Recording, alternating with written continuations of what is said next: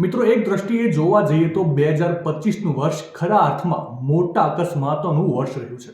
ત્યારે આજના વિડીયોમાં હું તમને જાન્યુઆરીથી ડિસેમ્બર સુધીની એવી દુર્ઘટનાઓ વિશે જણાવીશ જે બાદ આખો દેશ હચમચી ગયો હતો. 29 જાન્યુઆરી 2025ના રોજ પ્રયાગરાજ ખાતે કુંભ મેળામાં મૌની અમાવસ્યાના દિવસે સંગમ ઘાટ પર ભાગદોડ થતા 30થી વધારે લોકોના મોત થયા હતા.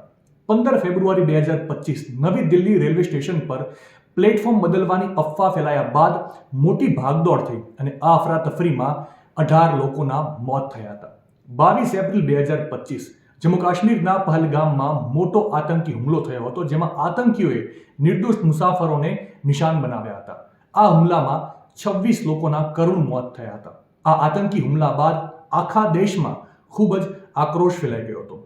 4 જૂન 2025 આઈપીએલમાં આરસીબીની ઐતિહાસિક જીત બાદ બેંગલુરુના ચિન્નાસ્વામી સ્ટેડિયમ ખાતે વિજય રેલીના આયોજન બાદ થયેલી ભાગદોડમાં 11 લોકોના મોત થયા હતા.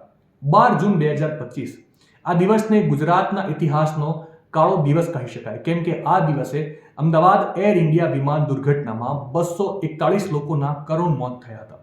આ દુર્ઘટના ભારતની સૌથી ભયાનક વિમાન દુર્ઘટનાઓમાંની એક હતી. 27 સપ્ટેમ્બર 2025 સાઉથના સુપરસ્ટાર વિજયની પાર્ટી ટીવીકેની રેલી દરમિયાન થયેલી ભાગદોડમાં 41 લોકોના મોત થયા હતા અને 60થી વધારે લોકો ઘાયલ થયા હતા.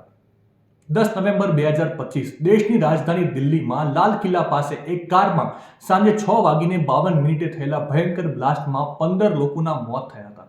આ બ્લાસ્ટ એટલો ભયાનક હતો કે આજુબાજુમાં રહેલી કારના પણ ભૂક્કા બોલી ગયા હતા. 7 ડિસેમ્બર 2025 ગોવાના એક ફેમસ નાઇટ ક્લબમાં આગ લાગવાના કારણે 25 લોકોના મોત થયા હતા. તો મિત્રો, આ હતી વર્ષ 2025માં થયેલી મોટી દુર્ઘટનાઓની યાદી, જેણે આખા દેશને હચમચાવી નાખ્યું હતું. દેશ દુનિયાની આવી તમામ અપડેટ માટે આપ જોડાયેલા રહેજો સંદેશ ડિજિટલ સાથે.